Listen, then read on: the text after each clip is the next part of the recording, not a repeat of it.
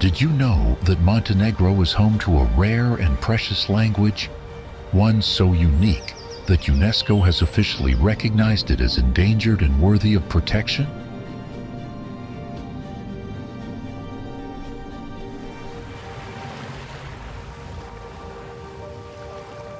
It's called Slavonic Serbian, and people used it in books and letters back in the 1700s and 1800s.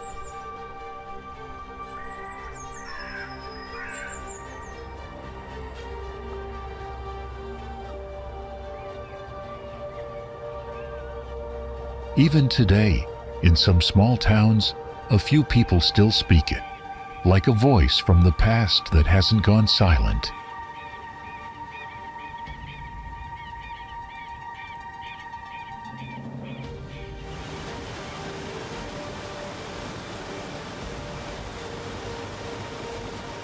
It reflects the country's deep ties to Eastern Orthodox Slavic nations, while also connecting to wider European traditions.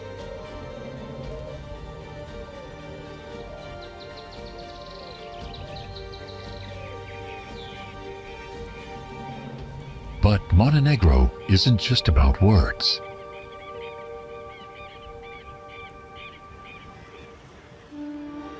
It's one of the most beautiful places in Europe, with tall mountains, clear blue waters, and towns that look like they're from a fairy tale.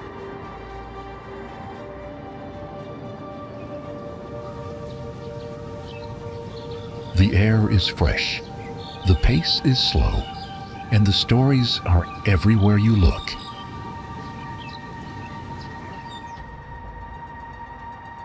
So, how did this little country keep such a big piece of culture alive for so long?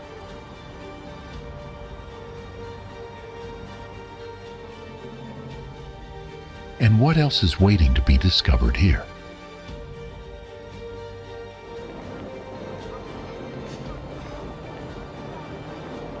Stay tuned to find out more about this fascinating land. You might be surprised why Montenegro's story has remained a secret for so long.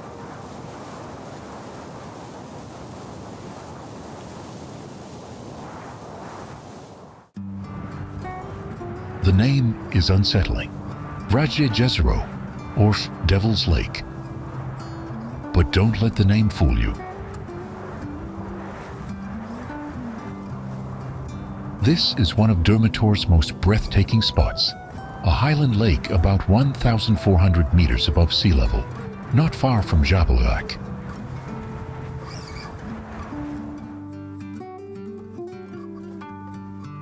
It's oval-shaped, shallow, and glows with an almost unnatural blue that changes with the light.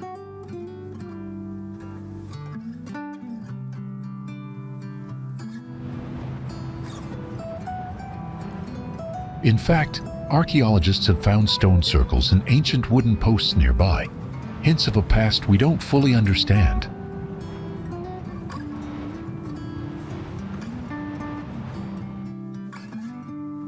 The lake has no visible outlet.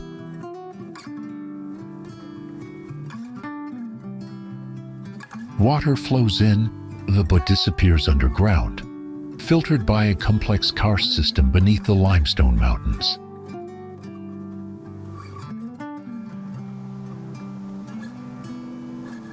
Local legend claims the lake is haunted by unquiet spirits, and that ancient pagan rituals once took place here. Now, before we move on to the next destination, here's a fun question for you. What does the name Montenegro mean?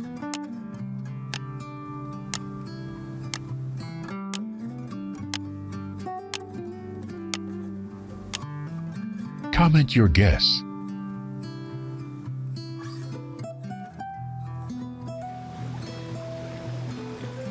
From the shores of Petrovac, you can spot it easily, a tiny rocky island, just large enough for a single chapel, St. Nedjelja Church.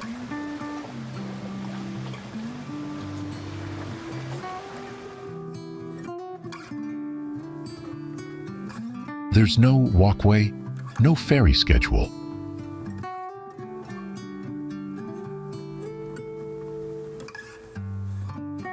To reach it, you'll need to hire a boat, or swim if you're brave enough.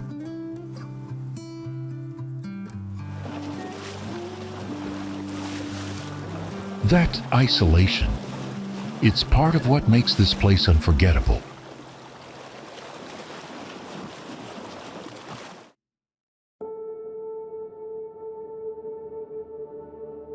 According to local legend, the church was built by a shipwrecked couple who survived a brutal storm and washed ashore on this very rock.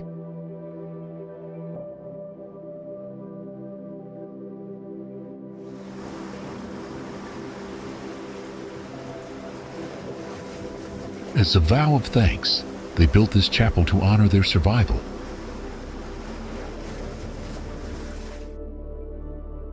It's been standing for over a century. The walls are limestone, classic red tile.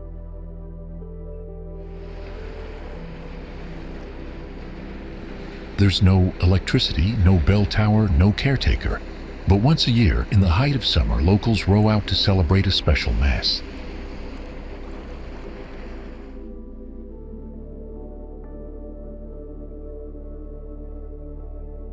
At sunset, from the cliffs of Petrovac, you'll see the chapel silhouetted against the sea, a tiny dot in a vast blue canvas.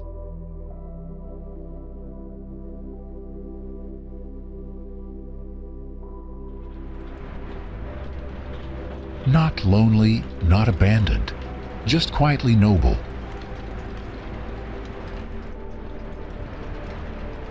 A small structure with a big story.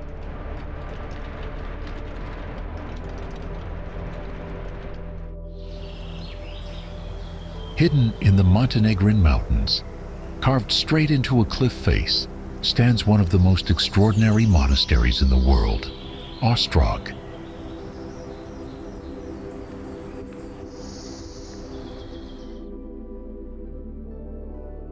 A miracle of architecture, faith, and survival.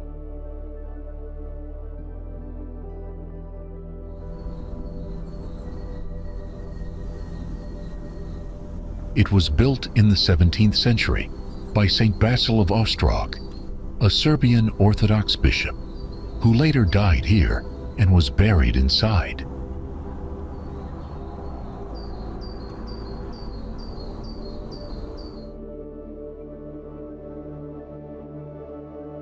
The monastery is located high up in a vertical rock wall overlooking the Bielopavlichi plain.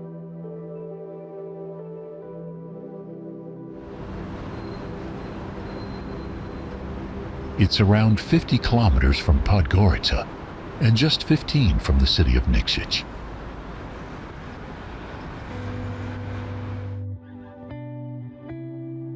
Pilgrims from around the world come here every year, over 100,000 of them.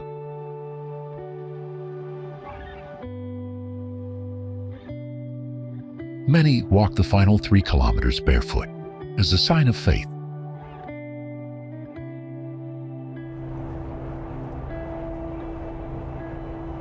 The complex has 2 parts, the upper and lower monastery.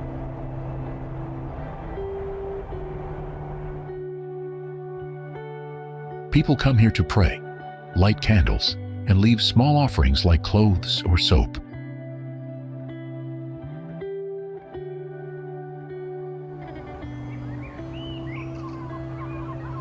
It's not just a Christian site. Ostrog is visited by Orthodox, Catholic, and Muslim believers alike.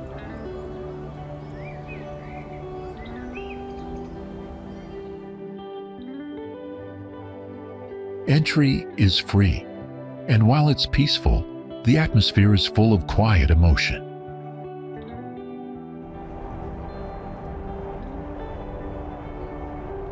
Sometimes you'll hear a monk singing in the background, adding to the spiritual experience.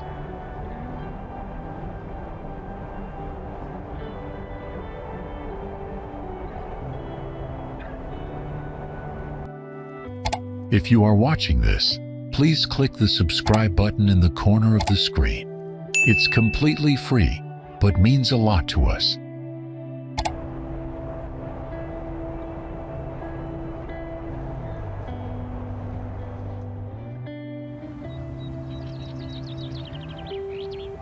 The Rijeka Crnojevića River flows through central Montenegro, connecting the ancient royal town of the same name with Lake Skadar.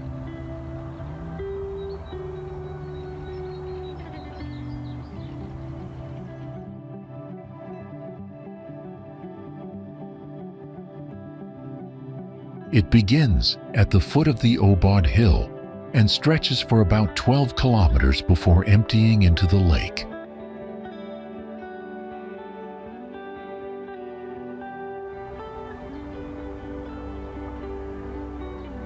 In the 15th century, this river was the heart of a trading route used by the medieval Principality of Zeta.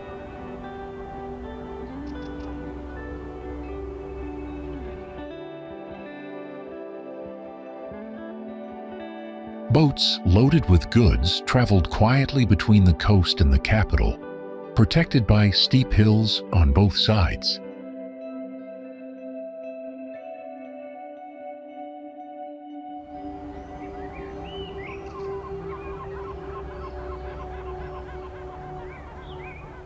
During the Ottoman period, this whole area was a key supply point, guarded by towers and hidden pathways.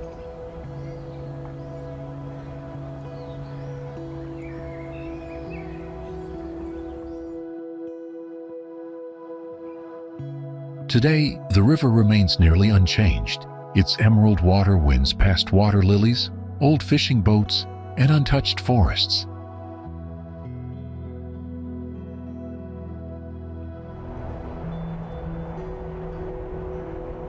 The Rijeka Crnojevića isn't just beautiful, it's a living reminder of Montenegro's early statehood and cultural pride.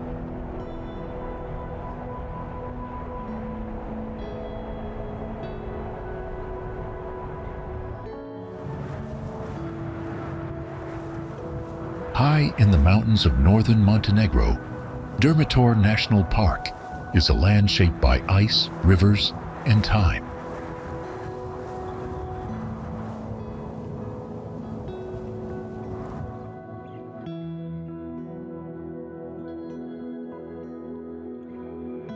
This UNESCO World Heritage Site is home to more than 50 peaks, over 2,000 meters tall, including the mighty Bobatov Peak.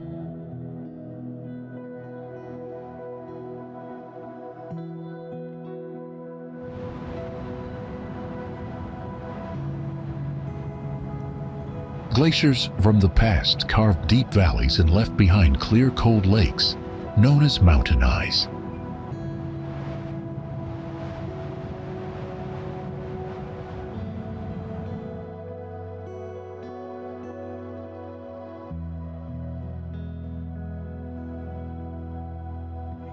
The Tara River Canyon, Europe's deepest gorge, cuts through the park and stretches over 60 kilometers long.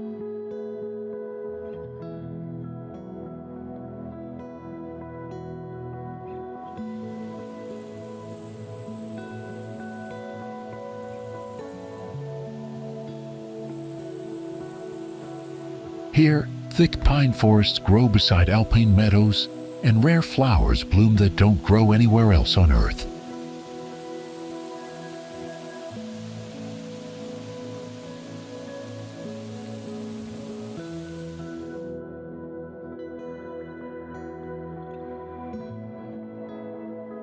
Animals like brown bears, gray wolves, and golden eagles still live wild in these woods and hills.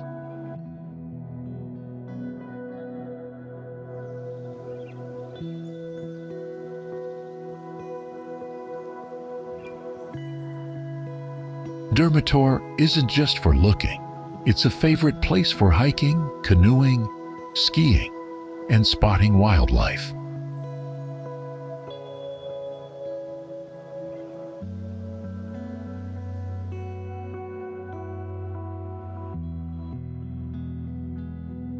With strong protection and local traditions, this peaceful mountain world stays wild, beautiful, and full of life.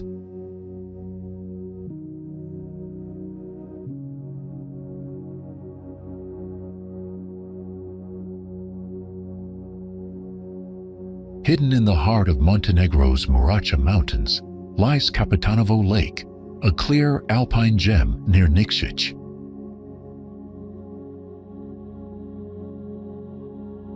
The lake is also called Trebjesko Lake, named after the nearby Trebjež Peak.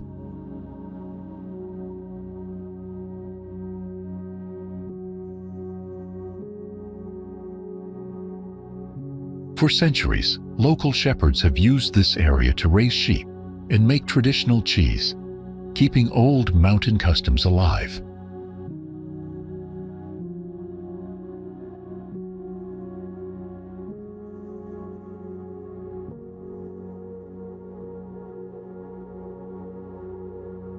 Kapetanovo is an alpine lake with crystal clear water, surrounded by rugged mountains and lush forests.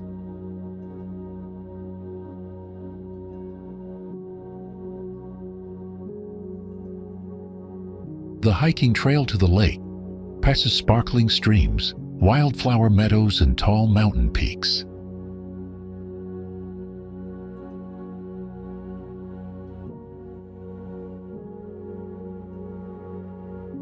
It takes moderate fitness to reach the lake, so it's best for hikers who are comfortable walking on uneven paths.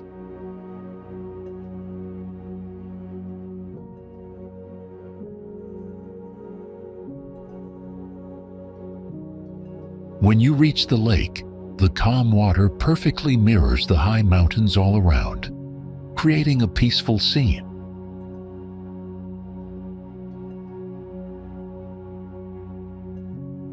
Many visitors come here to swim in the refreshing water, relax in nature, or simply enjoy the quiet beauty.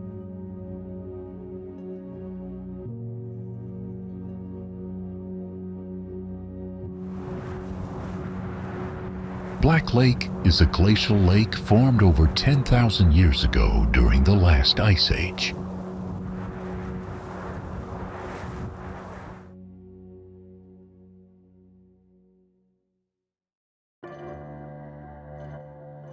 It sits at an elevation of 1,416 meters on Mount Durmitor, surrounded by dense pine forests.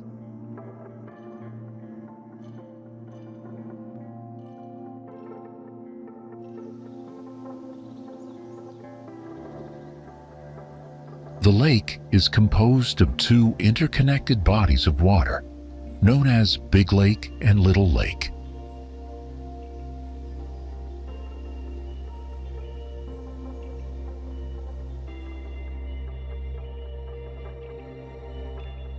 During summer, the narrow strait connecting the two often dries up, separating them completely.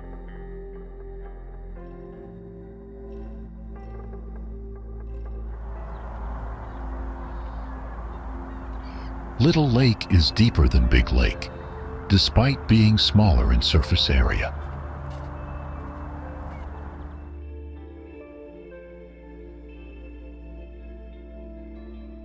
Numerous mountain streams, including Mlin Creek, continuously feed water into the lake.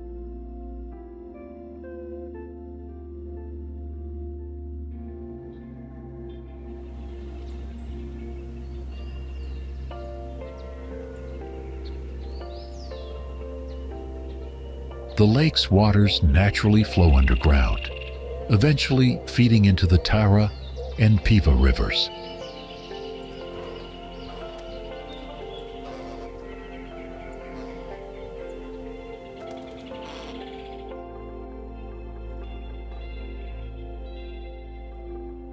Seasonal water flow reversals occur between the two lakes depending on the time of year.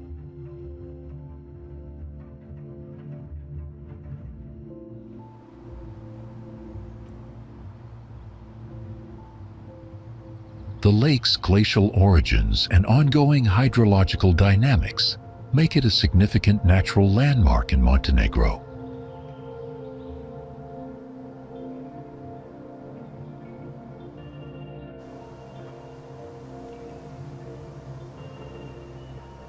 Fort Kosmač is located on a hill near the village of Vrazje, overlooking the road between Budva and Cetinje, the former Montenegrin capital.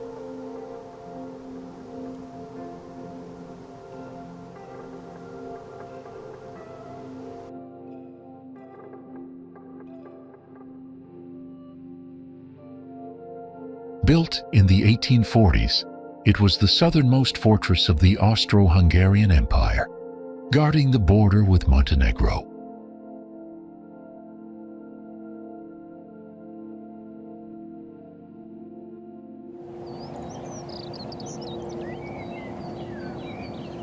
The fort was constructed using finely cut limestone sourced from local quarries.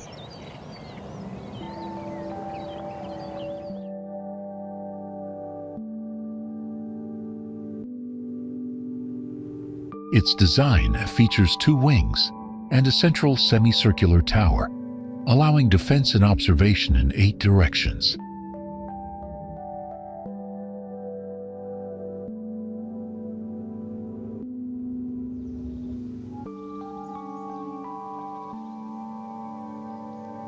The fortress has largely collapsed, with the top floor missing and the interior severely damaged.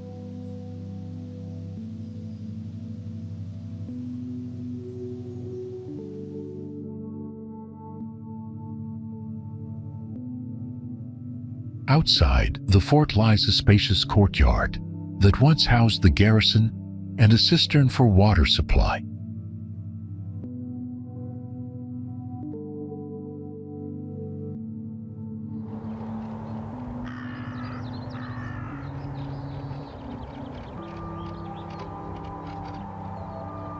Fort Kosmač saw conflict during the 1869 Krivoshye Rebellion, during which its commander was killed.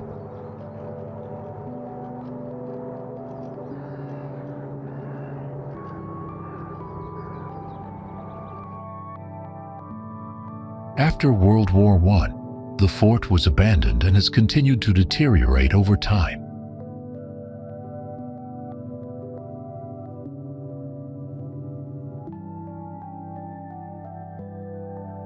Despite its ruined state, Fort Kosmač remains an important national monument and a waypoint on a coastal hiking trail.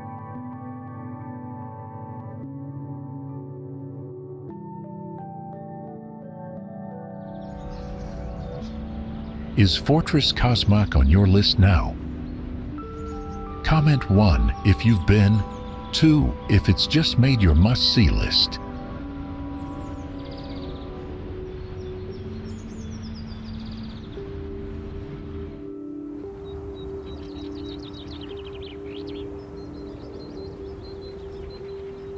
In the heart of Biogradska Gora National Park lies Lake Biograd, one of the last glacial lakes of the Balkans.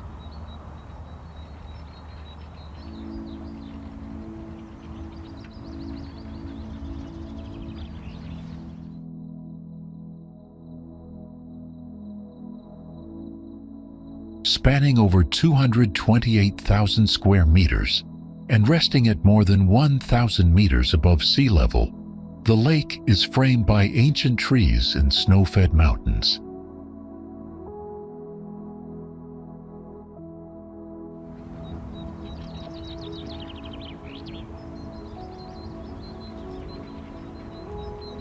Its surface acts like glass, so still and clear that fallen logs resting beneath the water remain perfectly visible.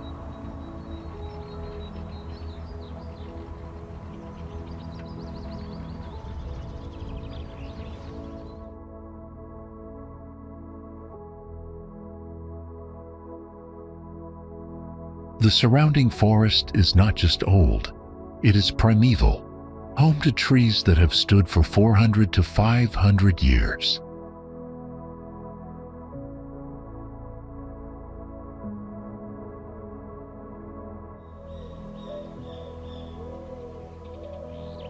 Some of these giants measure over 50 meters high.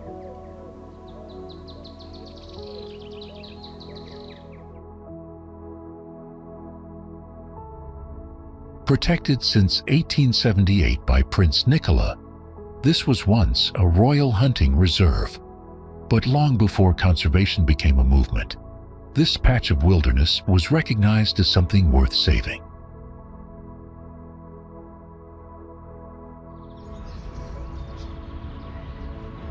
Today, the area remains untouched.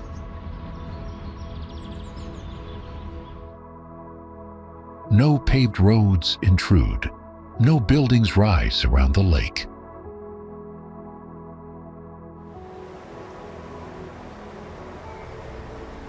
Only the sound of birds and the wind brushing through the forest accompany the view.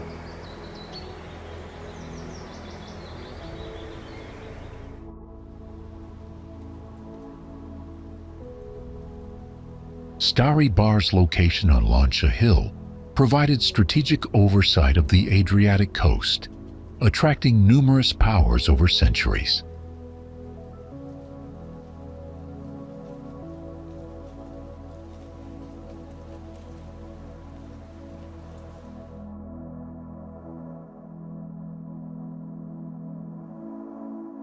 Its fortifications were constructed and rebuilt by Byzantines, Venetians, and Ottomans, each adapting defenses to contemporary warfare.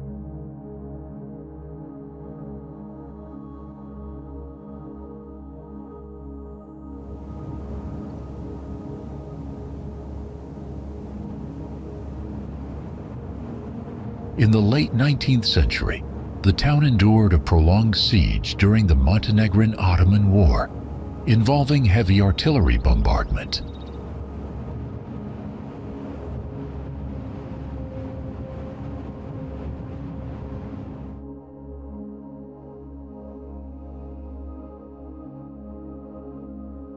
The destruction of the aqueduct in 1878 cut off the town's water supply, forcing its surrender after weeks of resistance.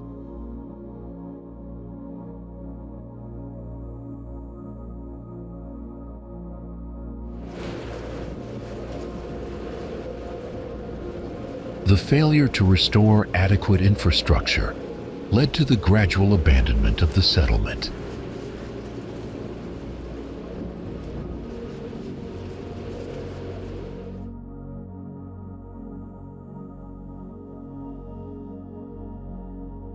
A devastating earthquake in 1979 further damaged remaining structures, accelerating depopulation.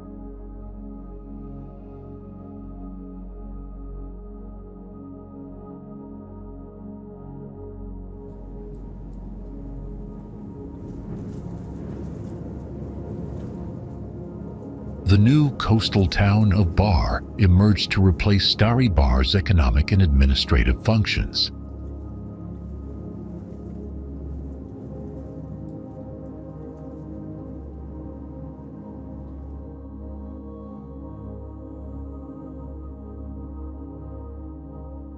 Archaeological remains of walls, churches, and aqueducts provide evidence of its complex military past.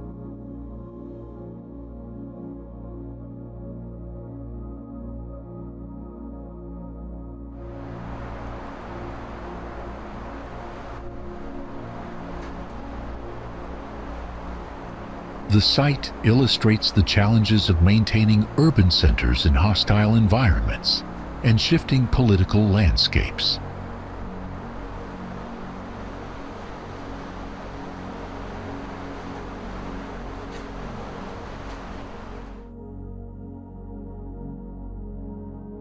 We pull info from many sources.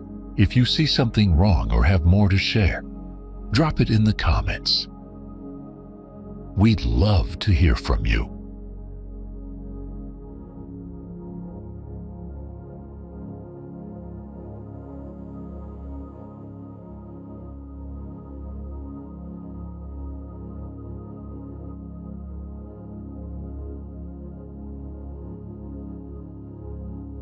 The Morača River originates at about 975 meters above sea level beneath Vrazje Mountain in northern Montenegro.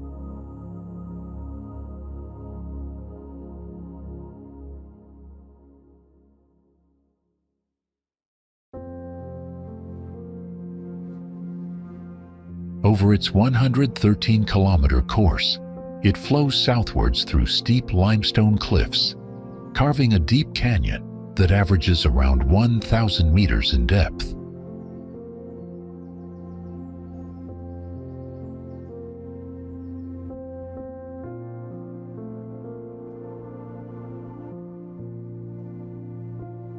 This canyon separates the Morača Planine from the Sinjajevina mountain range, creating a natural boundary between these two geological features.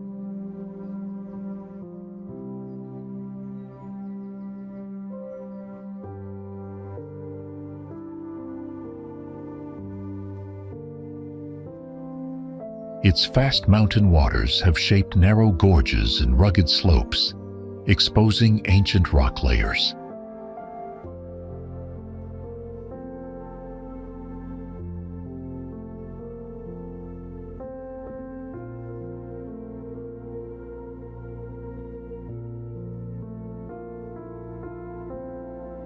Several tributaries such as the Koštanica and Trnovačka rivers join Morača within the canyon, enhancing its flow.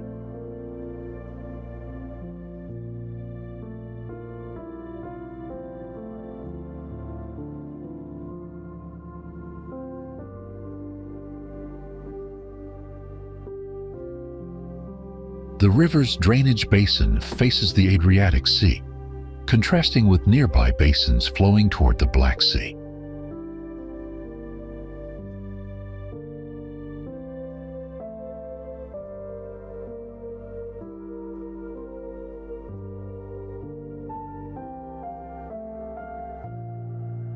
Human engineering adapted to this terrain by constructing the E65 road, featuring tunnels and cliff-edge turns along the canyon's edge.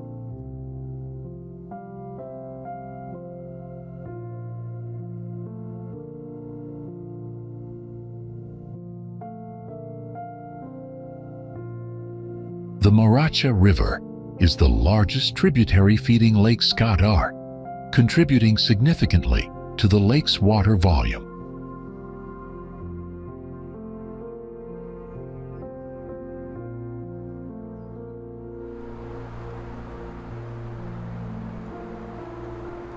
Flowing through the rugged landscapes of northwestern Montenegro, the Piva River is a striking ribbon of blue cutting through deep canyons and ancient mountains.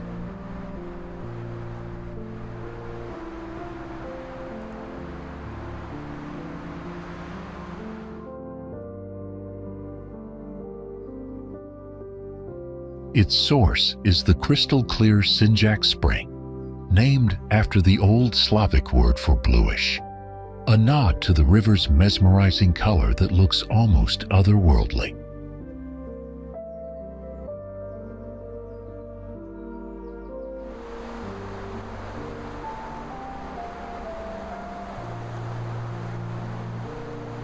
The Piva River is actually known by 5 different names along its journey, thanks to the many tributaries it gathers from.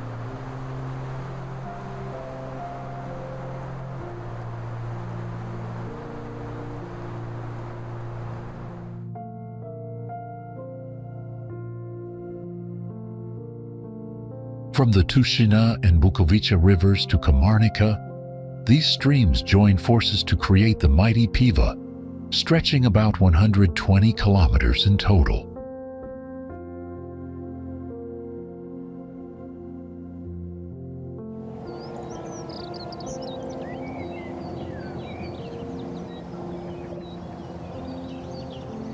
One of the most breathtaking sights is the Piva Canyon, a gorge carved up to 1,200 meters deep between towering peaks.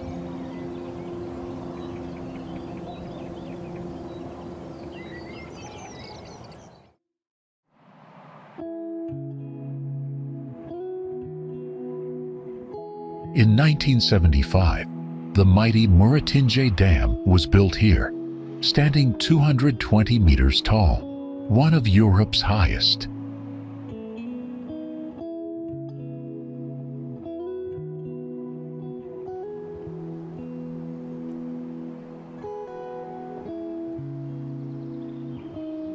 This dam created Lake Piva, which submerged the original 16th century Piva Monastery.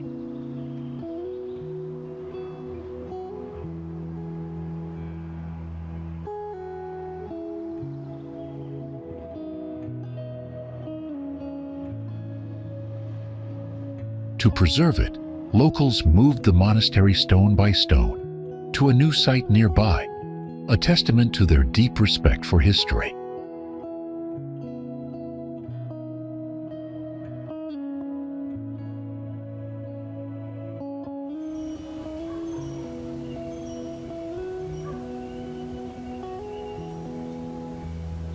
Beyond the dam, the Piva continues north to meet the Tara River, together forming the Drina, a river celebrated in Balkan folklore for its wild beauty and historical significance.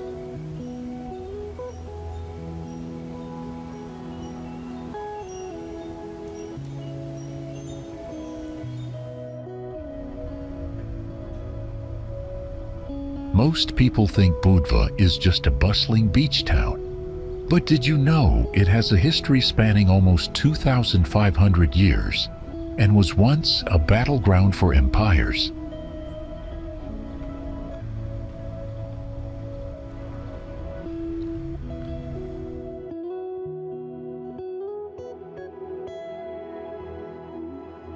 This ancient city on Montenegro's Adriatic coast has seen the rise and fall of Illyrians, Greeks, Romans, Venetians, and more.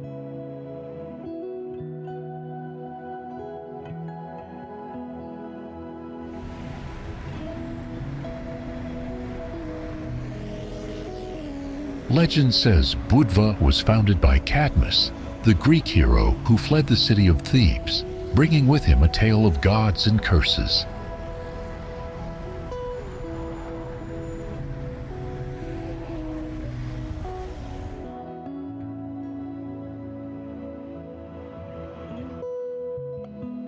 Back in the 6th century BC, Budva was a Greek trading post, welcoming merchants from far and wide.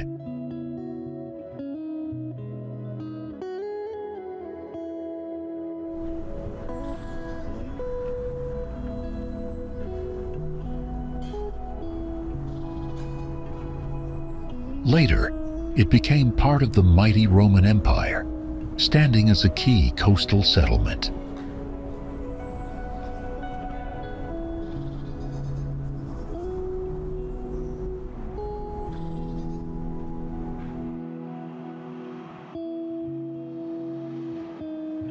Over centuries, this little town was fought over by empires, including a nearly 400-year rule under the Venetians, who built the strong walls that still surround Budva's old town.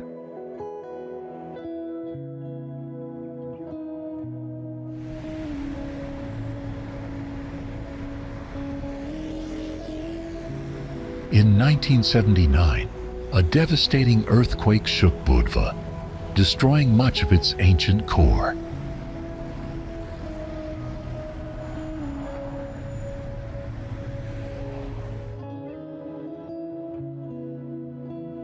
But thanks to dedicated restoration, its charm was carefully brought back to life, brick by brick.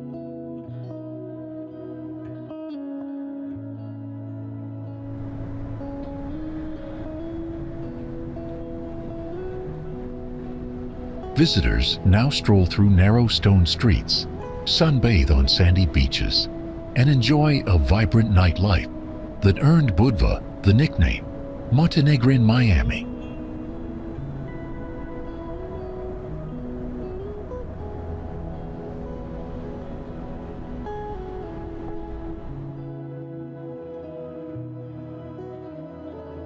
High above the emerald waters of the Tara River, a graceful bridge curves through the mountain air like a quiet piece of poetry.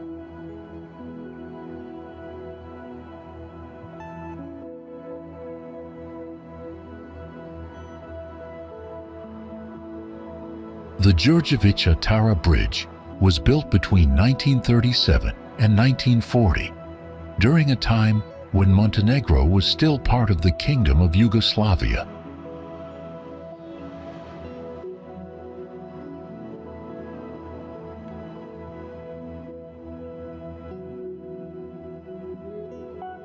It stretches 365 meters long, with 5 sweeping concrete arches, the tallest standing 172 meters above the canyon, one of the deepest in all of Europe.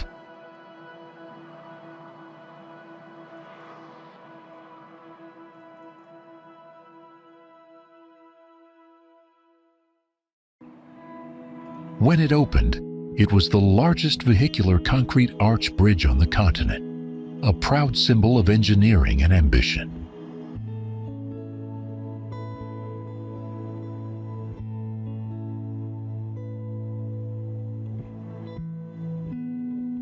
But the calm didn't last long.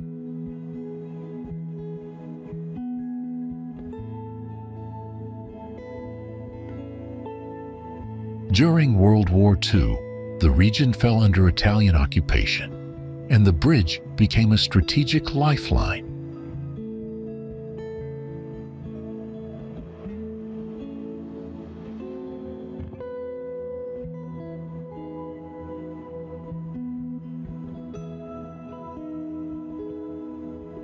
To stop the enemy advance, a brave Yugoslav engineer named Lazar Đauković helped the partisans destroy one of the arches, cutting off the only road through the canyon.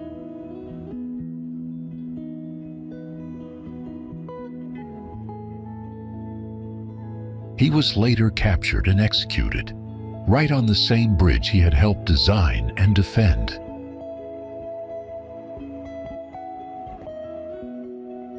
Rebuilt in 1946, the bridge still spans the gorge, carrying stories of courage, sacrifice, and the quiet strength of the Montenegrin land.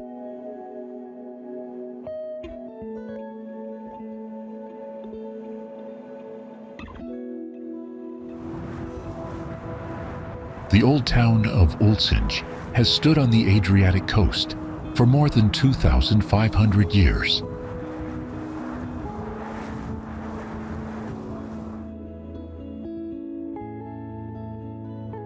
Built on a rocky hill, it began as a small settlement surrounded by massive stone walls, called the Cyclops Walls, made around the 4th or 5th century BC.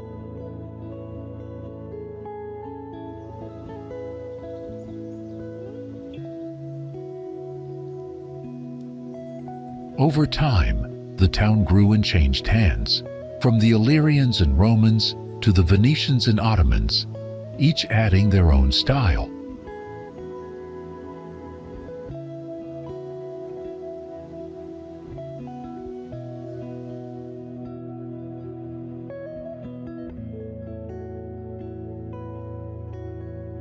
The Venetians rebuilt parts of the city walls and towers in the 1400s and 1500s, giving Ulcinj a strong Gothic and Renaissance look.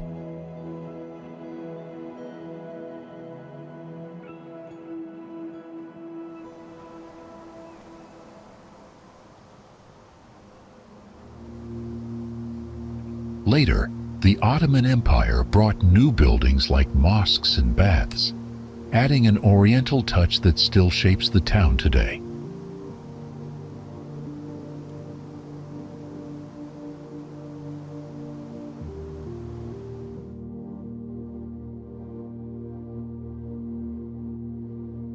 Ulcinj's old town is split into 2 parts: the upper town with its fortress, and the lower town where people once lived and worked.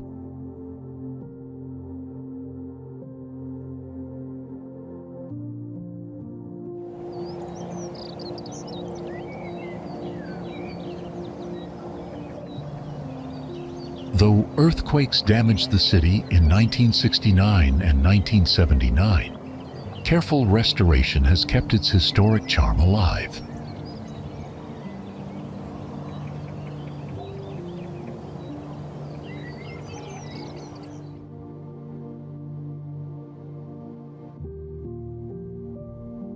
You can walk along ancient ramparts, explore narrow stone streets, and see how Mediterranean and Eastern cultures blend beautifully here.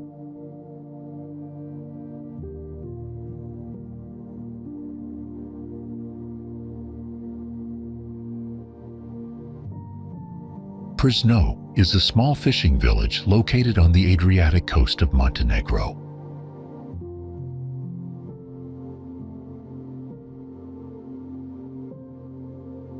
It is known for its peaceful atmosphere and beautiful natural surroundings.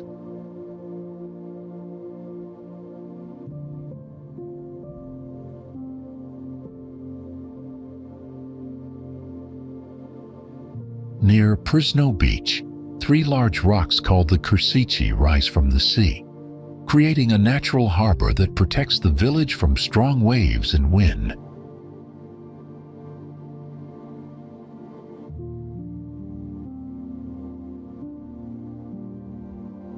After World War II, many artists came to Pržno because it is peaceful and inspiring.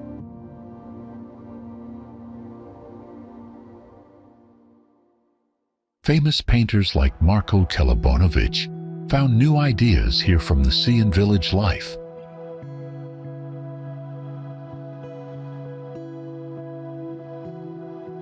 Pržno Beach is a favorite spot for visitors, with golden sand, clear water, and pine trees surrounding the peaceful bay.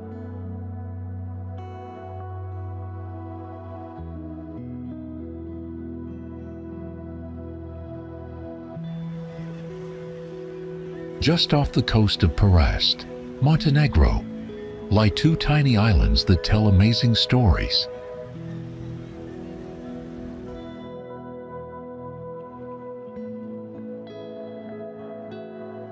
Our Lady of the Rocks stands out with its bright blue domes and orange roof shining by the Bay of Kotor.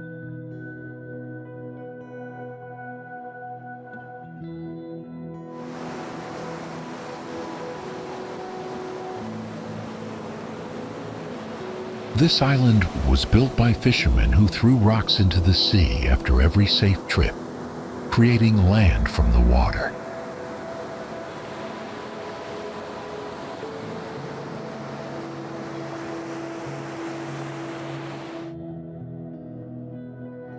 On the island, there's a beautiful church filled with old paintings and treasures brought as thanks for safe journeys.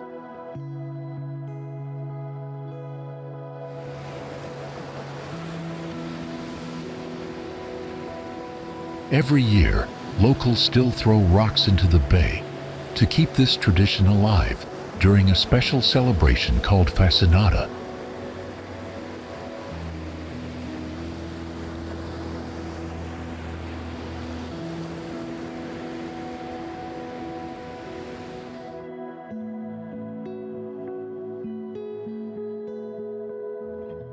Nearby is the island of St. George, a quiet place with a heartbreaking love story from the days of war.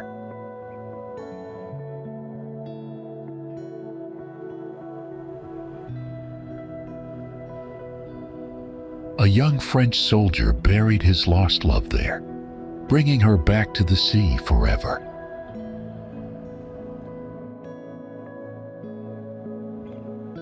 These islands are more than just pretty views. They hold memories, love, and hope that last through time.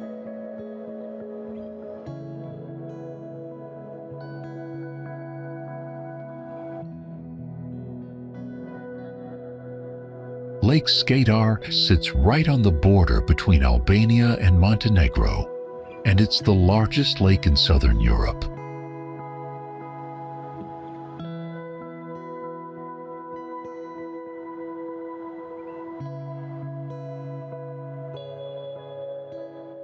Its size isn't the same all year. The water spreads out from about 370 to 530 square kilometers depending on the season.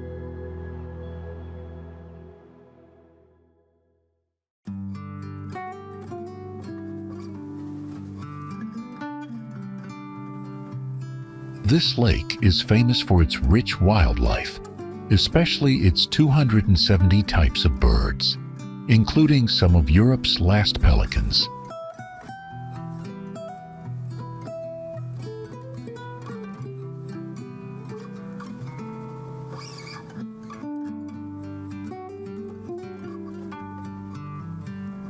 The water is home to many fish, like carp and eel, and some freshwater snails, and creatures live only here and nowhere else on Earth.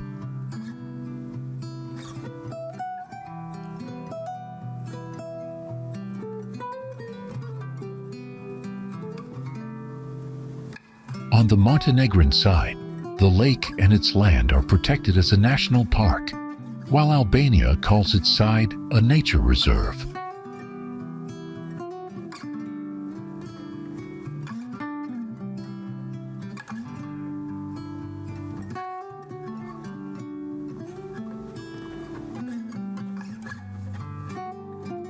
Small islands dot the lake, like Beška with old churches, and Gremajur, which was once a fortress and prison.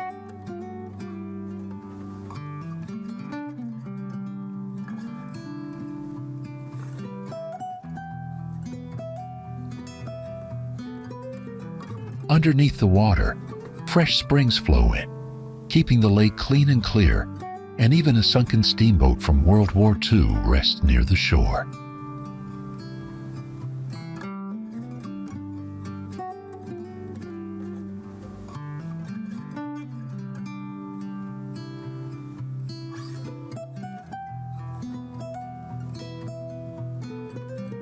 Geologists say Lake Skadar was formed millions of years ago by the Earth's movement, and once was connected to the sea long ago.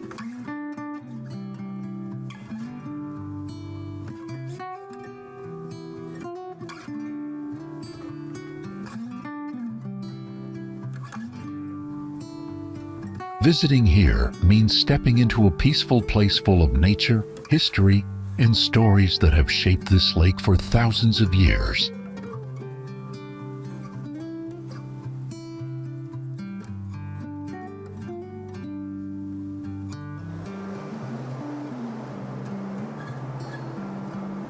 Sveti Stefan is a small island village on the Adriatic coast of Montenegro, about 6 kilometers from the town of Budva.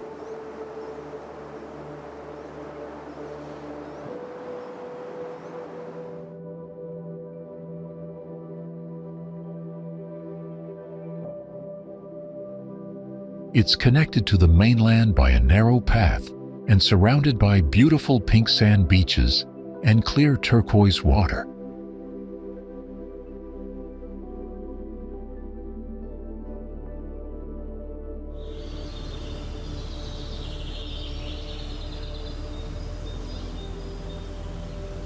The island has a long history.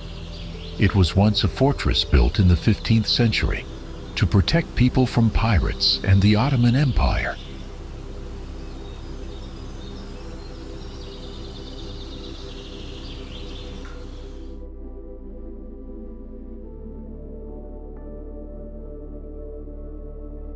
Later, in the 1500s, it became the main village of the Pastrovici tribe and even worked with the Republic of Venice for protection.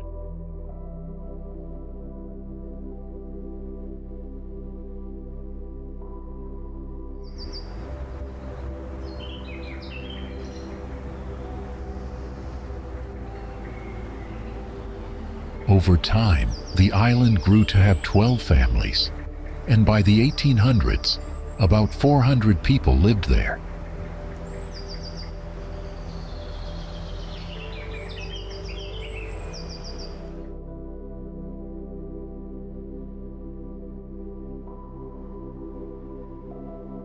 In the 1950s, the government moved the locals and turned the island into a luxury hotel for famous guests.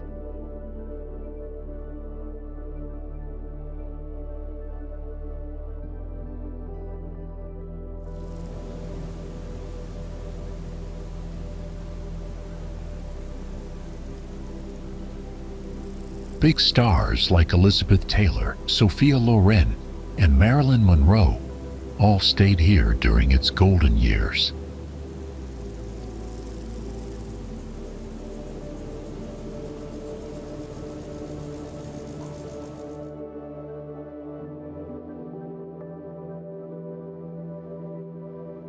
In 2007, a man resorts took over and restored the village, turning it into one of the most exclusive places in Europe.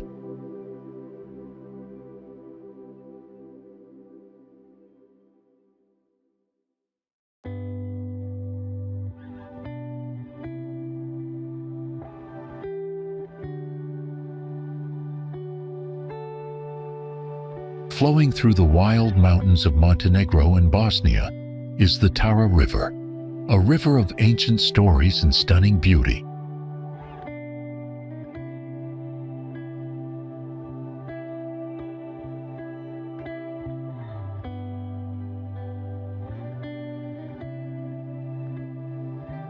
The Tara begins where two smaller rivers, Opasnica and Varusha, meet high up in the Komovi Mountains, part of the Great Dinaric Alps.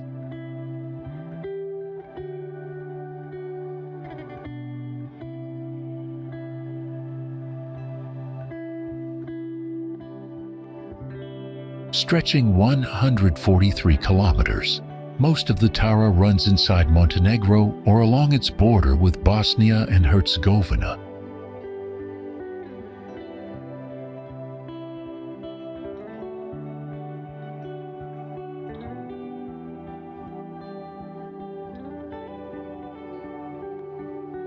This river moves from south to north, finally joining with the Piva River to create the Drina, which eventually flows into the mighty Danube.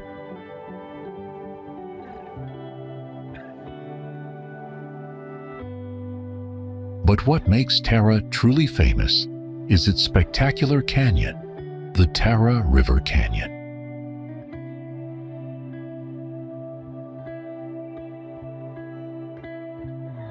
At 78 kilometers long and plunging 1,300 meters deep, it is the longest canyon in Europe and the third longest in the world, after the Grand Canyon and Fish River Canyon.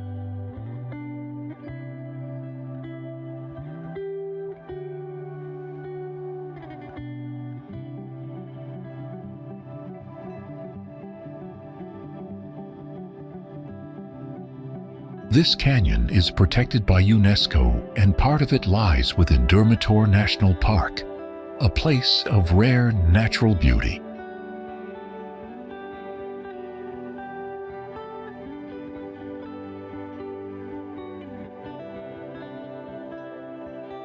The river is home to the endangered Ulcinj fish, one of Europe's rarest salmon species, thriving in the clean cold waters of Tara and its tributaries.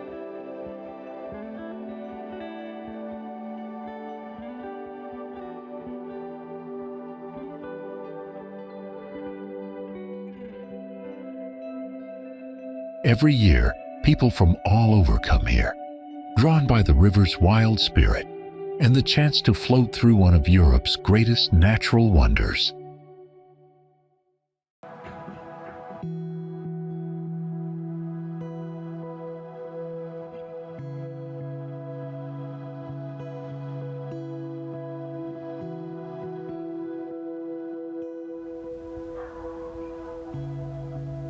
Kotor, once hidden behind the shadows of its towering mountains, is now being called Europe's forgotten jewel.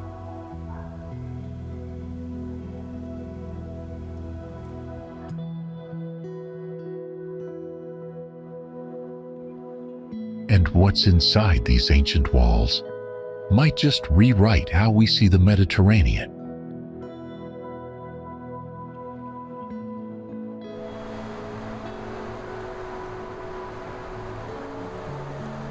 Kotor is tucked into a secluded part of the Bay of Kotor, surrounded by steep limestone cliffs.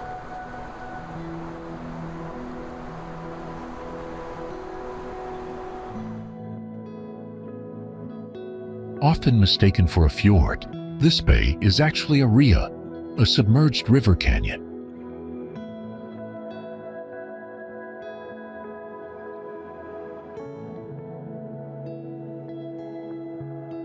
The old town of Kotor dates back to Roman times and is one of the best preserved medieval towns on the Adriatic coast.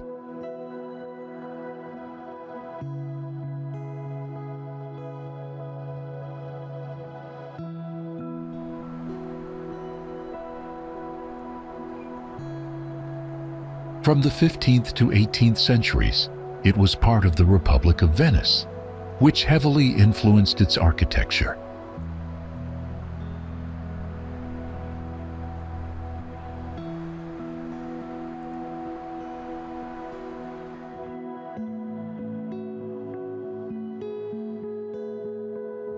The town's fortified walls stretch over 4.5 kilometers, climbing from sea level up to the top of St. John's Hill.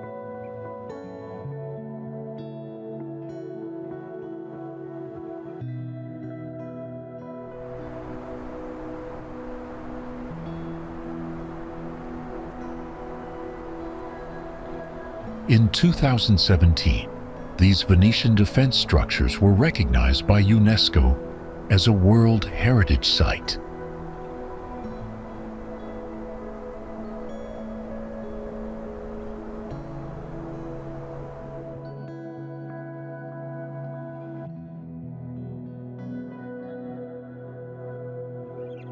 Today, the town blends natural beauty with centuries of history, creating a landscape few places in Europe can match.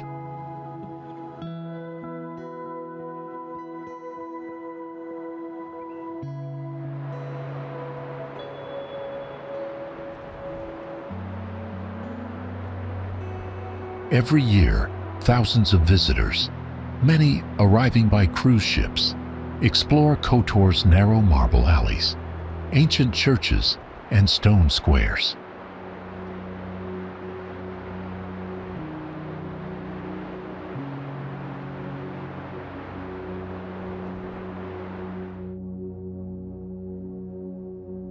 Perast sits quietly on Montenegro's coast, just a short ride from Kotor.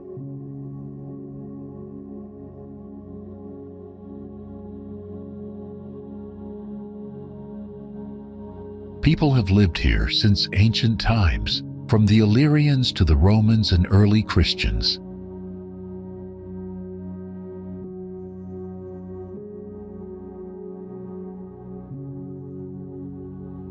Back in the 1300s, it was a small fishing village with busy shipyards and many boats.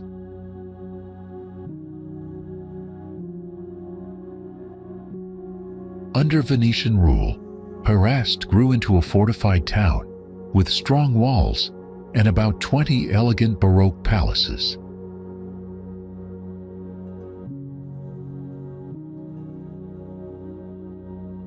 The town earned the right to protect Venice's flag after fighting off Ottoman attacks in the 1600s.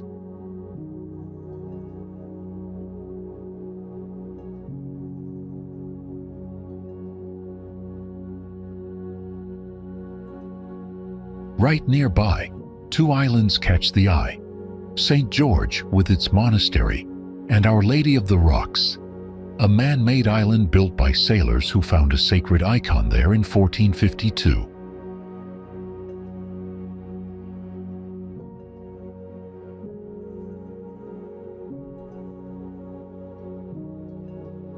Perast lies beneath the towering St. Ilia Hill and watches over the narrowest point of the Bay of Kotor.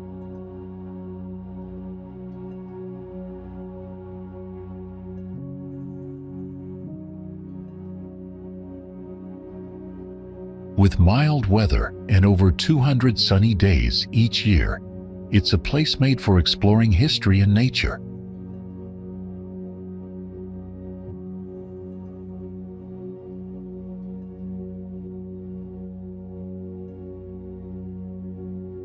After centuries under different empires, Perast is now part of Montenegro, keeping its stories alive for visitors to discover.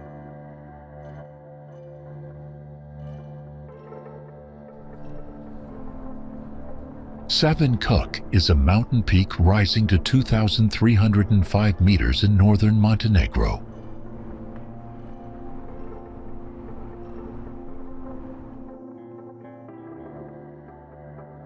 It towers approximately 81 meters above the surrounding terrain, offering expansive views.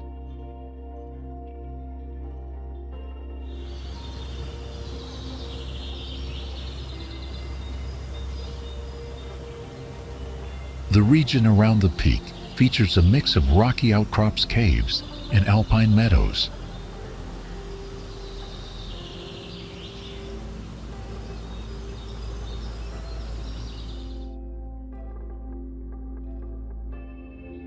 Average temperatures around Savin Kuk are cool, with summers reaching up to 18 degrees Celsius.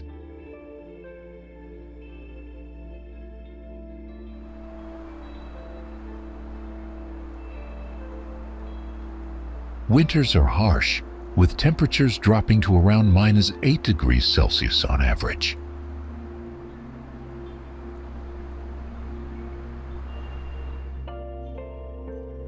The area receives significant precipitation, averaging over 1,750 millimeters annually.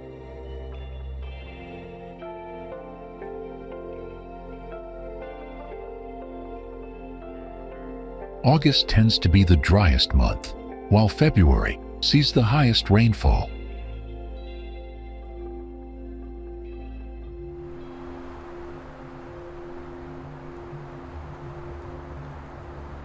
Population density near the mountain is low, with roughly 48 residents per square kilometer.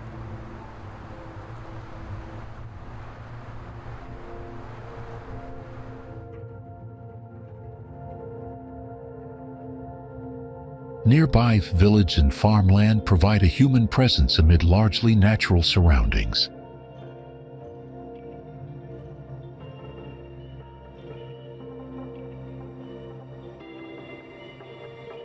Podgorica's location at river confluences and fertile plains has supported human settlement since prehistoric times.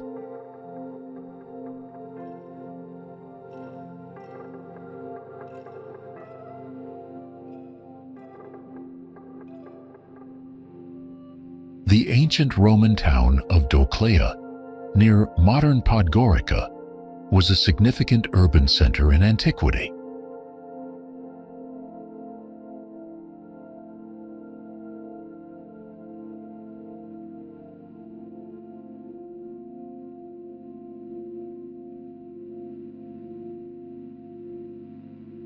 Throughout history, the city has been ruled by various empires including Romans, Byzantines, Ottomans, and Venetians.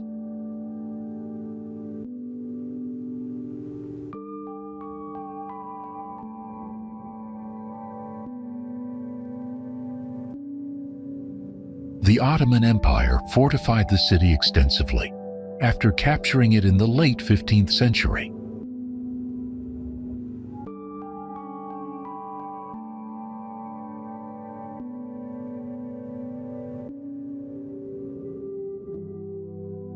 Following the Congress of Berlin in 1878, Podgorica became part of the newly recognized Principality of Montenegro.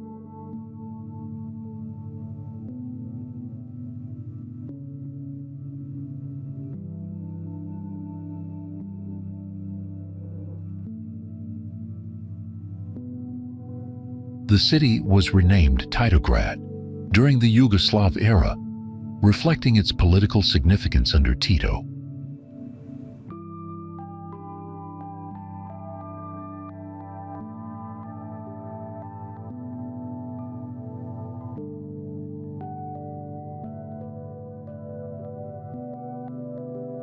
Podgorica suffered heavy bombing during World War II, but was rebuilt and modernized in the following decades.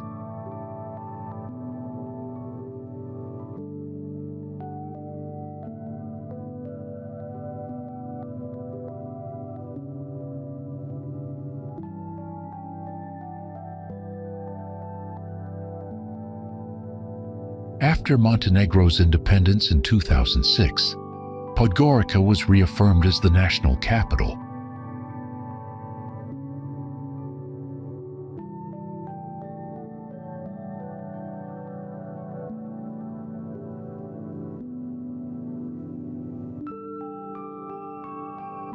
Today, it serves as a political, economic, and cultural hub for Montenegro, blending history with contemporary growth.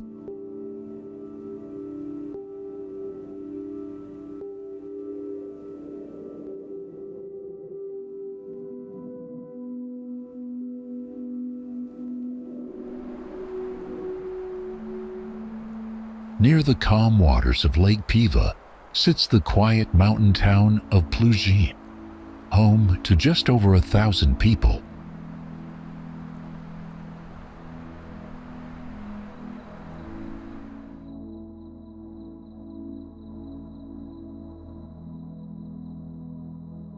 It may be small, but it's the main town of the Piva region and the starting point for exploring some of Montenegro's most beautiful nature.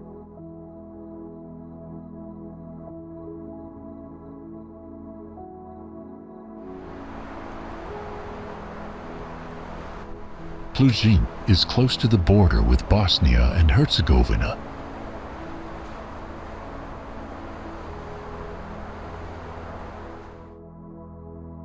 Long ago, this area was part of Old Herzegovina, until it became part of Montenegro in 1878, after the Berlin Congress.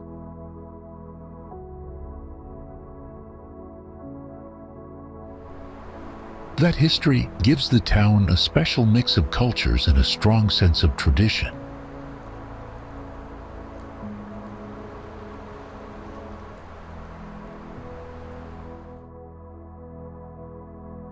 The Church of St. Stephen the First Martyr is located on the famous island of Sveti Stefan in Montenegro.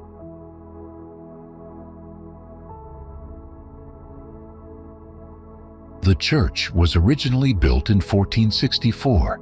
That's more than 550 years ago. Along with 3 other churches on the island, it was taken by the communist government long ago.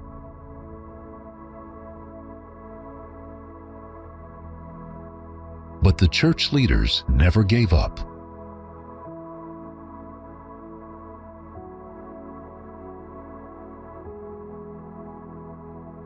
They still take care of the churches and hold religious services there.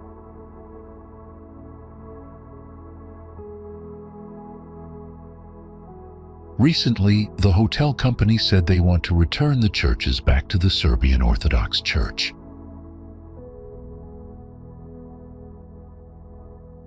This church is a reminder that faith and tradition can survive even through hard times.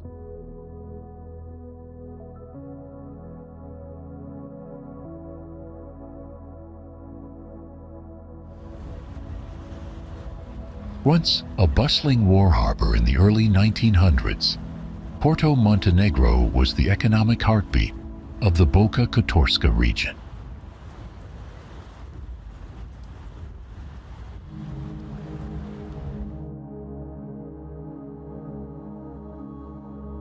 The harbor employed hundreds and thrived until political turmoil and sanctions in Yugoslavia forced it to close.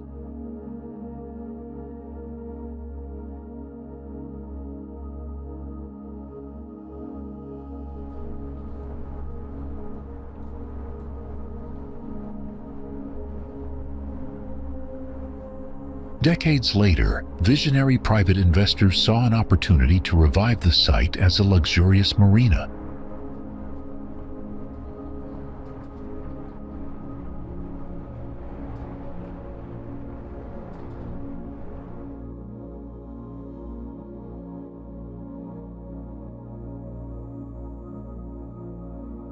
Led by Peter Monk, this project reimagined the old harbor into a modern marina while preserving its original maritime spirit.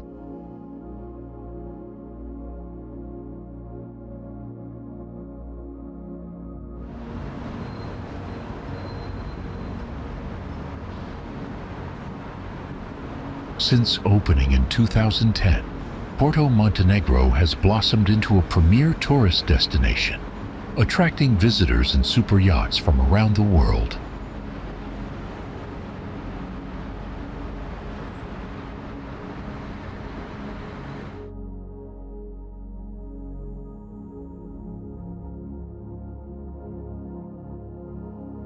It's more than just a place for boats.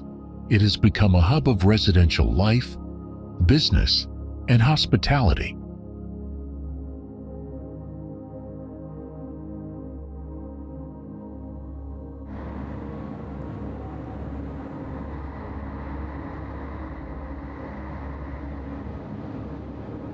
With over 1,000 jobs created and counting, Porto Montenegro has revitalized Tivat's economy and boosted Montenegro's tourism industry.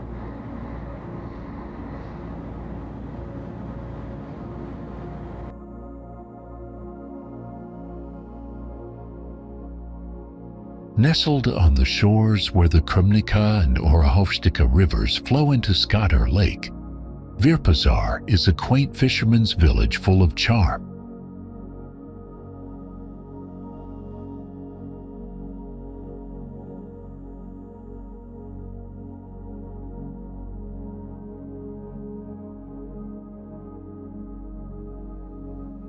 Virpazar is the heart of the Krmnica region, known for its fertile soil perfect for growing olives, grapes, and fruits.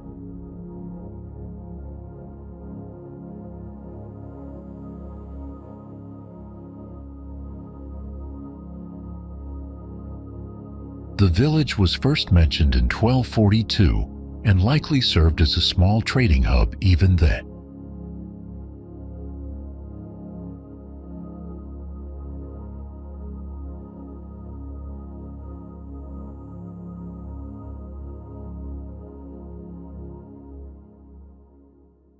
In the 15th century, the Ottomans built the imposing Basak castle above the village to control this strategic spot.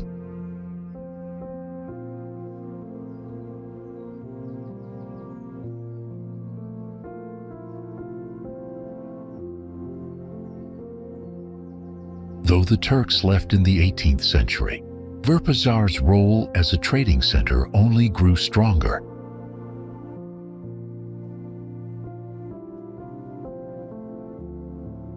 One of Virpazar's proudest moments came in 1941, when locals rose up against occupying forces, sparking one of Montenegro's earliest uprisings during World War II.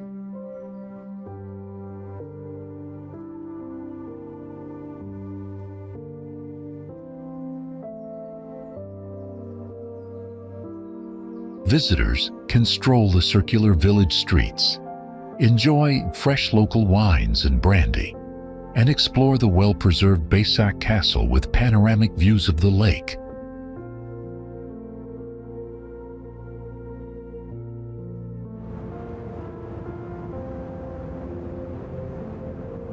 Luštica Bay is a recently developed residential and leisure complex on the Luštica Peninsula, designed to balance luxury living with environmental care.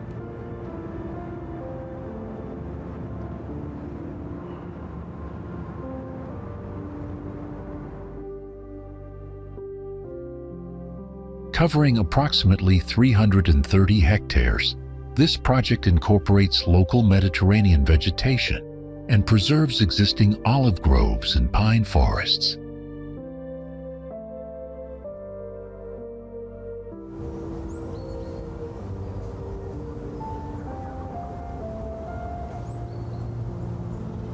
Unlike traditional resorts, Luštica Bay limits construction density to maintain open green spaces and water quality.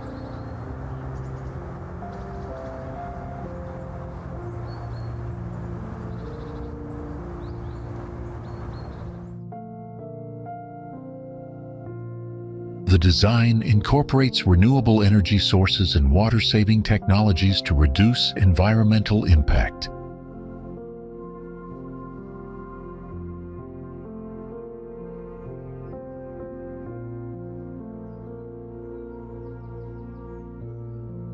Local architecture uses natural stone and wood, echoing the styles of coastal Montenegrin villages from centuries past.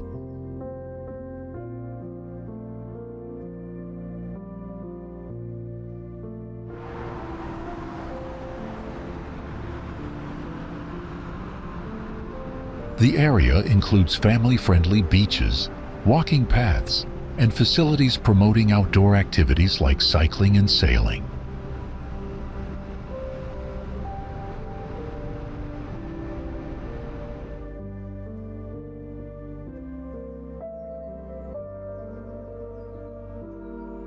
Community engagement ensures the project supports local fishermen and businesses, preserving cultural traditions.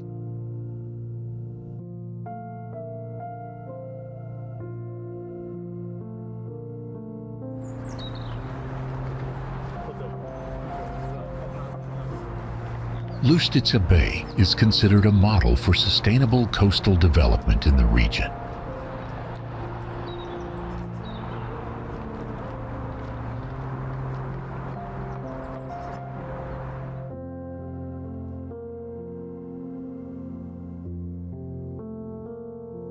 Cetinje was established in 1482 by Ivan Crnojević as a strategic move away from Ottoman threats.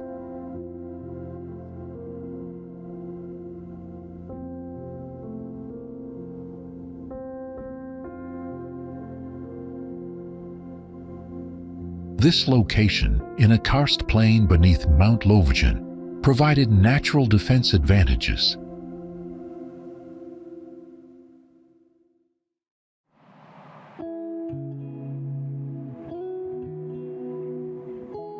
The town became the center of Montenegro's political and spiritual life, housing the court and a monastery built by its founder.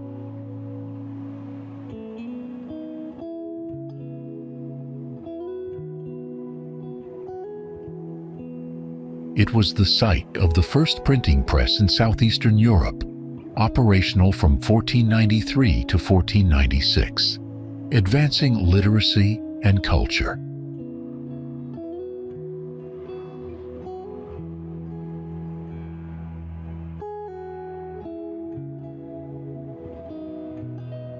Cetinje served as the capital through multiple political periods, from the prince-bishopric era to the Kingdom of Montenegro.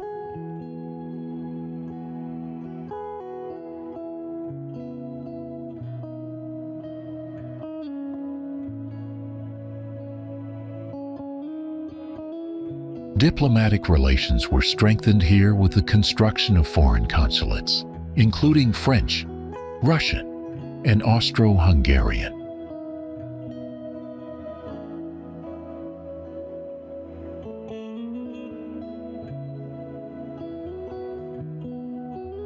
During the 19th century, modernization efforts introduced new public buildings, like the royal residence and the hospital.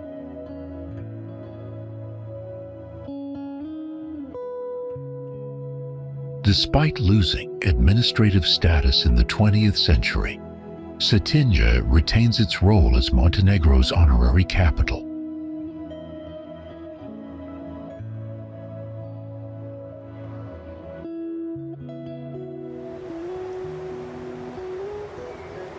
From Pavlova Strana viewpoint, visitors observe expansive views of the surrounding hills, valleys, and Lake Skadar's distant waters.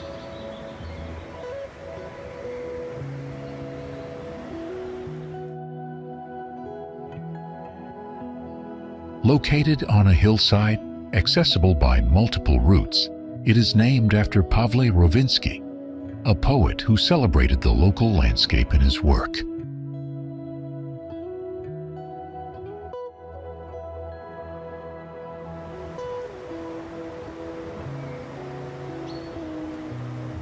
The spot has become a favored destination for hikers and photographers seeking panoramic scenes.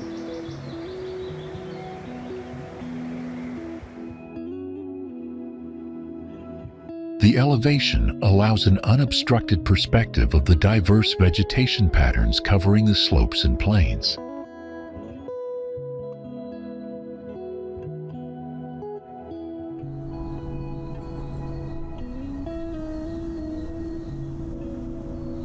The area's quiet atmosphere supports native bird species and seasonal wildflowers, visible to attentive visitors.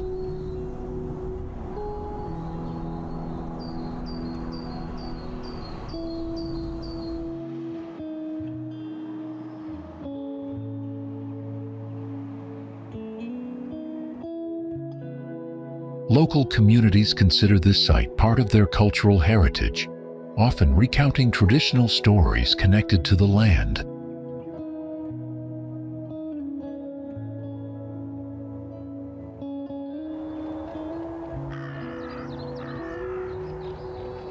The viewpoint offers insights into the natural interplay of water, earth, and vegetation, characteristic of the lake's basin.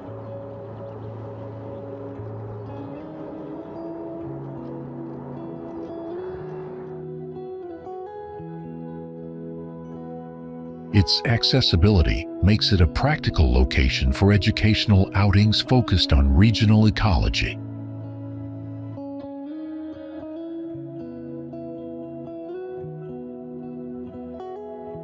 They say a dragon once lived here, deep beneath the cold waters of Lake Bukumir.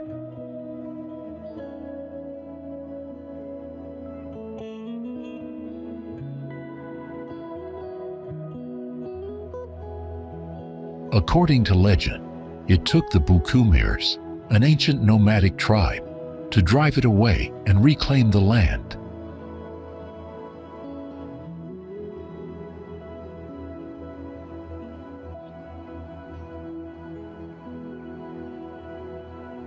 This high-altitude lake, sitting 1,520 meters above sea level, is often frozen for most of the year, turning into a sheet of glass under winter skies.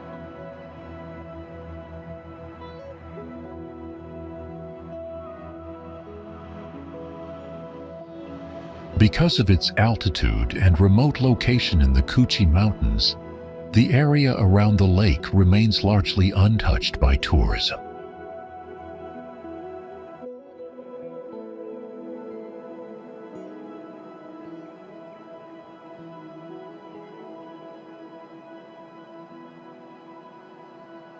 Access is limited during winter months due to snow-covered roads, so most visitors arrive in summer when the trails open up.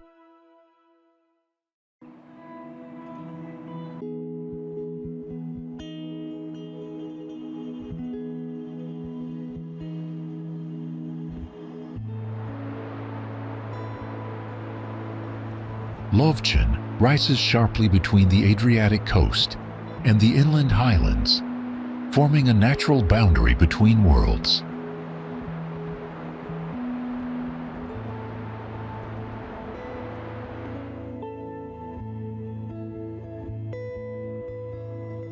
Its slopes hold 9 unique ecosystems, shaped by a rare blend of Mediterranean and continental climates.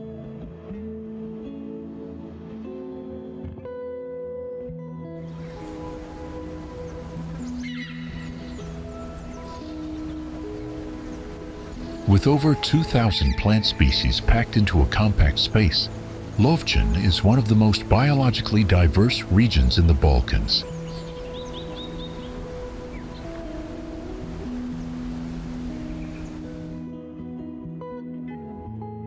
The park's rugged terrain, high peaks, and deep karst valleys make it a haven for both botanists and hikers.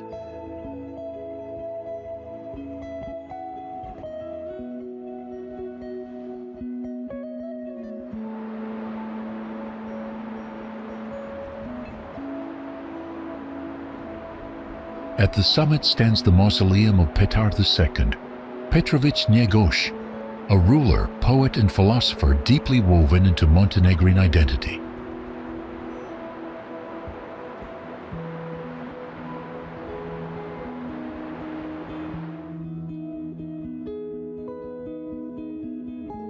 Built with 461 stone steps, the climb is part pilgrimage, part panoramic reward, offering views from the mountains to the sea.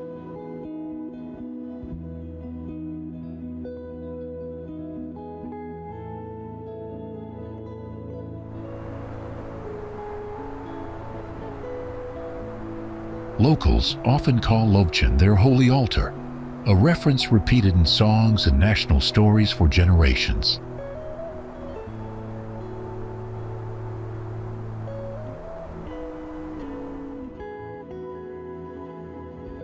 To Montenegrins, Lovćen is not just a park.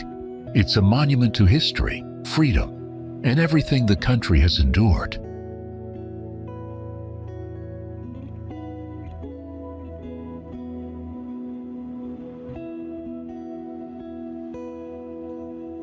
the Njegoš Mausoleum holds both the body of a man and the soul of a nation.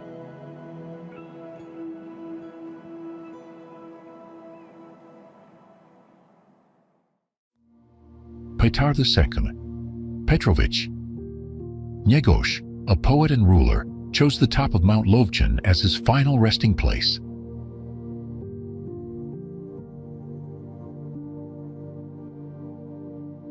After his death in 1855, his remains were placed in a chapel he had designed himself.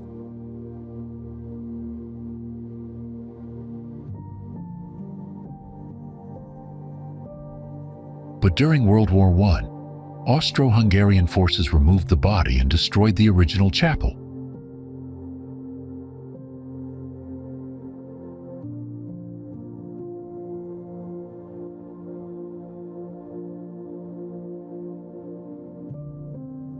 Years later, Yugoslav authorities replaced it with the Njegoš Mausoleum, a secular and symbolic structure.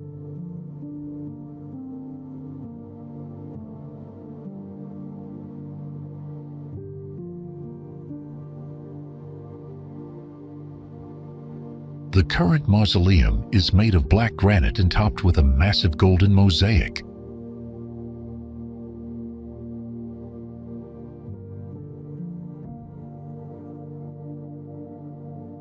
The Orthodox Church opposed the design, but today, the site stands as a powerful symbol of unity.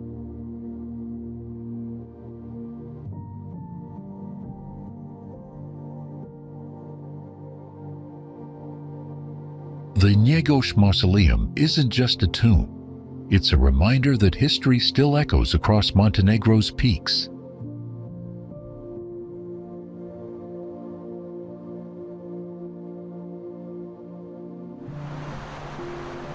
Tucked in the Biogradska Mountains, Biogradska Gora is one of the last 3 primeval forests in Europe.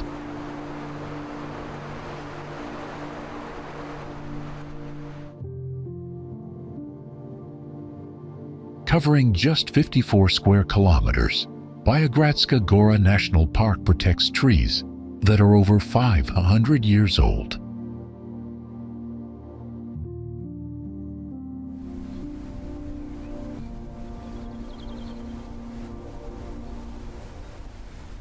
Some tower up to 60 meters high, their moss-covered roots tangled like veins of a living ancient body.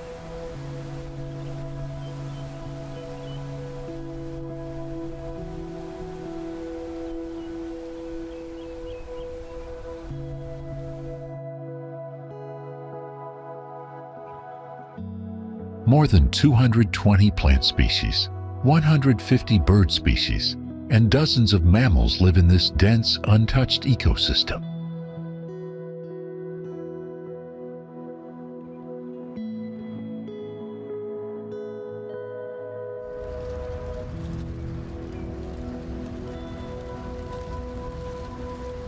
Six glacial lakes are scattered across the park, their still waters reflecting clouds and mountain ridges.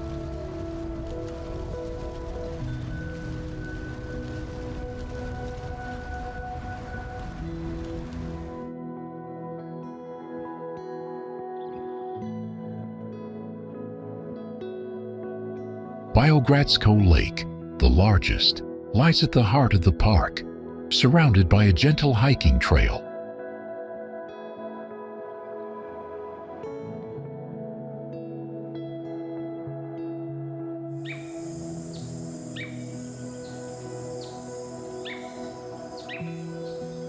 Rainfall can reach up to 2,500 millimeters per year, feeding the temperate rainforest that thrives in the valley.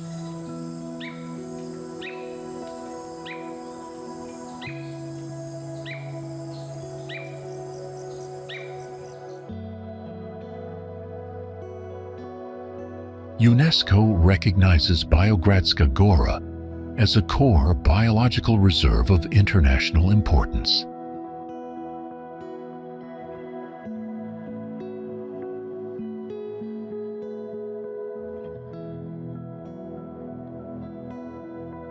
They call Prokleti, the accursed mountains, but the natural treasure here is stunning beyond words.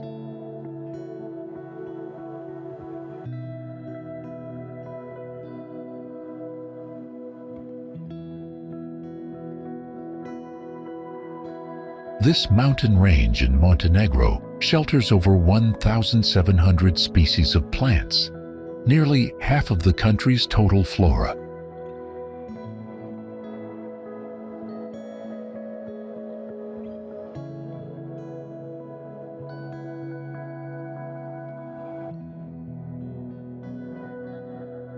More than 50 of these species are endemic or endangered, making Proklitije one of Europe's richest botanical hotspots.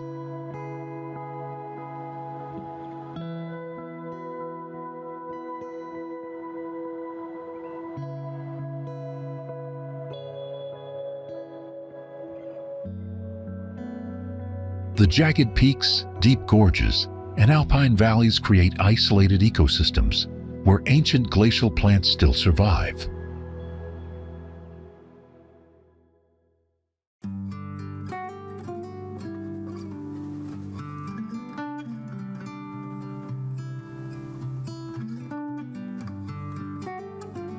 Wildlife here is equally impressive, with brown bears, lynx, wolves, and chamois roaming freely in untouched forests.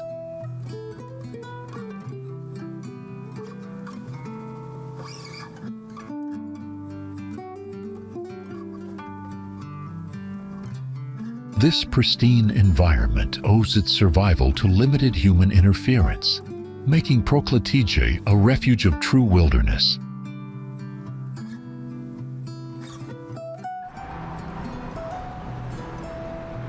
Tivat may seem like a peaceful coastal town today, but its past is marked by powerful military importance.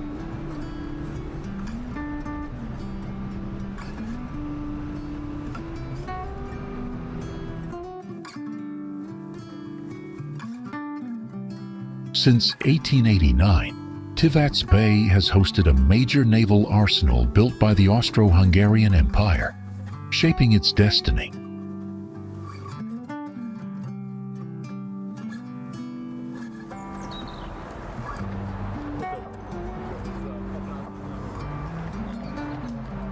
The arsenal served as a strategic base for various navies, including Italy's, Yugoslavia's, and even Libya's at different times.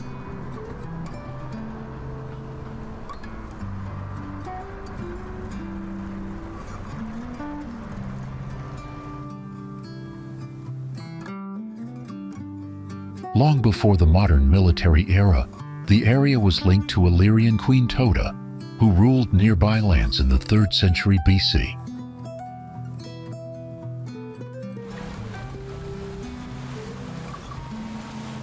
In the 20th century, Tivat witnessed sailors' revolts and political change, reflecting its role beyond just a naval base.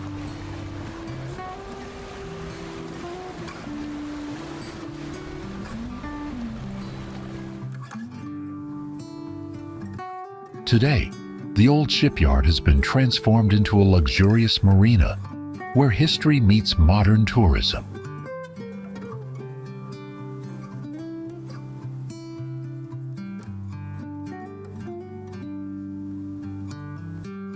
People have lived in the Herceg Novi area since the Neolithic period, thousands of years ago.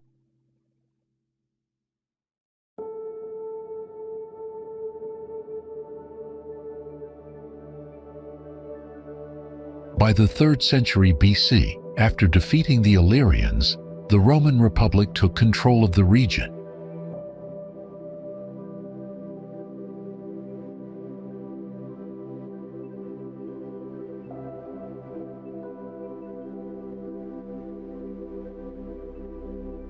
When the Roman Empire split, this area belonged to the Western Roman Empire until its fall in the 5th century AD.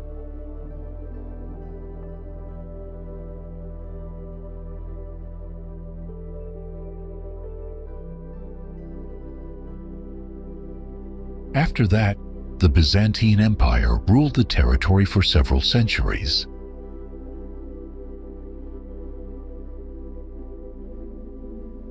In the 7th century, Slavic tribes settled here, shaping the early medieval culture.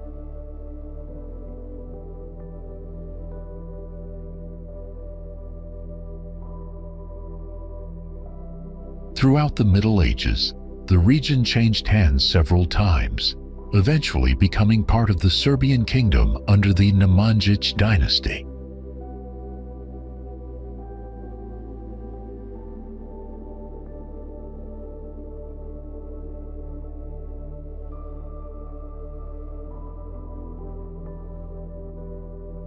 In the late 14th century, King Tvrtko I of Bosnia founded a fortress and new settlement here to support salt trade and maritime access.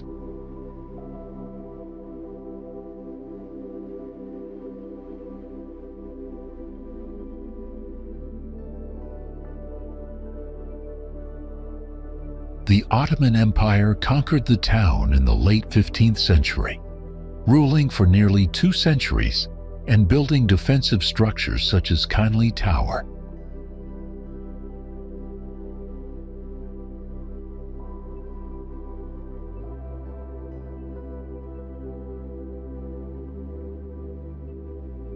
Later, Herceg Novi was governed by Venice, Austria-Hungary, and even briefly by Napoleonic France, before becoming part of modern Montenegro.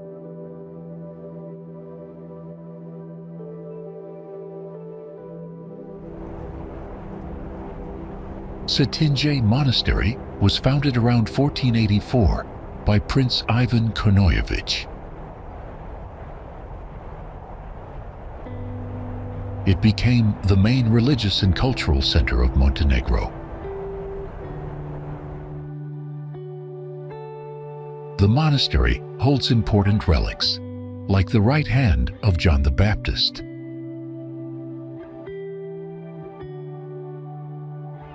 During one attack, a soldier was struck by lightning while trying to damage the monastery's cross.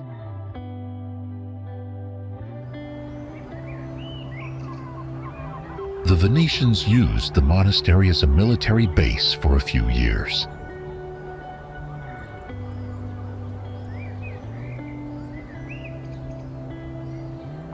They left a bomb behind when they retreated, which exploded and killed many invading troops.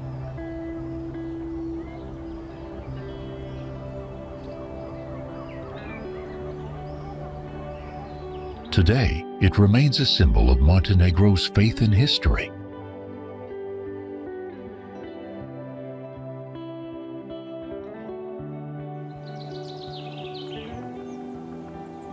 In the 18th century, Kolašin was home to both Catholic Albanian and Orthodox Montenegrin communities living peacefully together.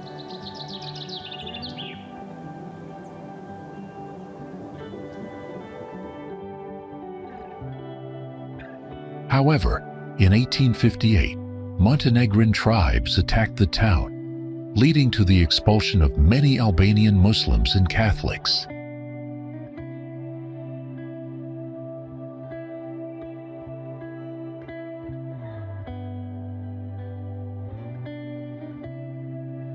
Reports from the early 1900s show that Kolašin's surrounding villages were predominantly Albanian before these expulsions.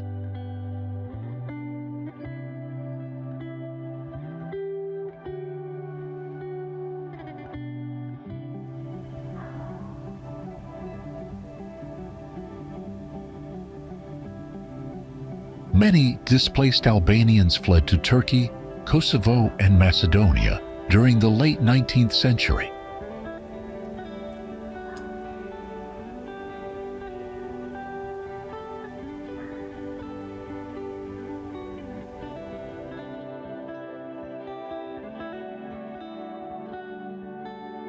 The expulsions were often accompanied by violence and confiscation of property, leaving lasting scars on local society.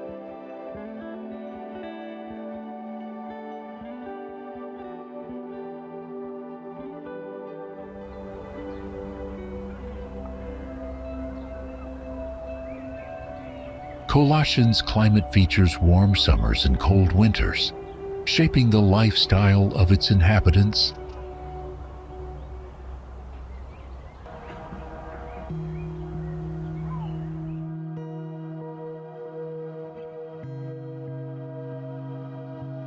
Today, the town reflects a blend of cultural influences shaped by its complex ethnic history.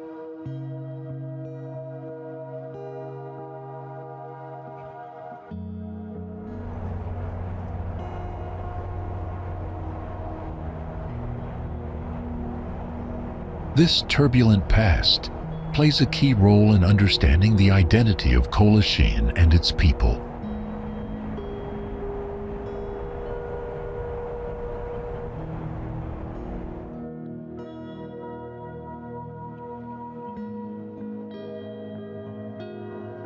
Montenegro's landscapes continue to whisper stories of ancient times, blending mountains, sea, and history into one unforgettable experience.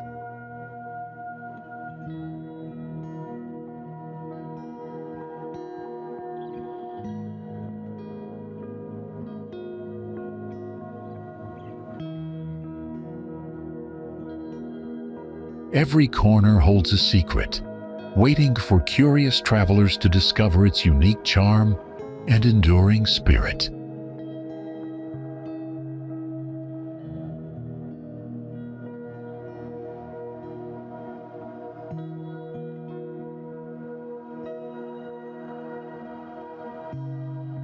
The rhythm of life here moves gently, inviting visitors to slow down and truly feel the pulse of the land and its people.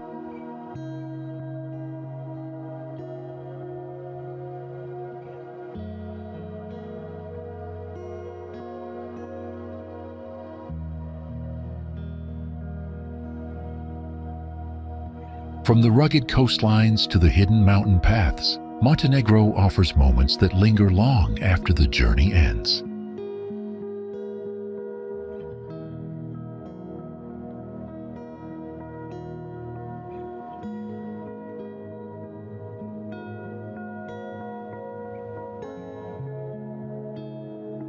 Every step taken across its terrain becomes part of a larger story, one woven with courage, beauty, and timelessness.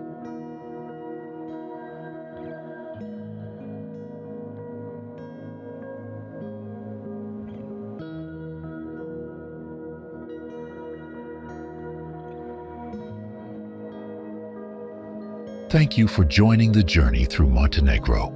See you on the next adventure.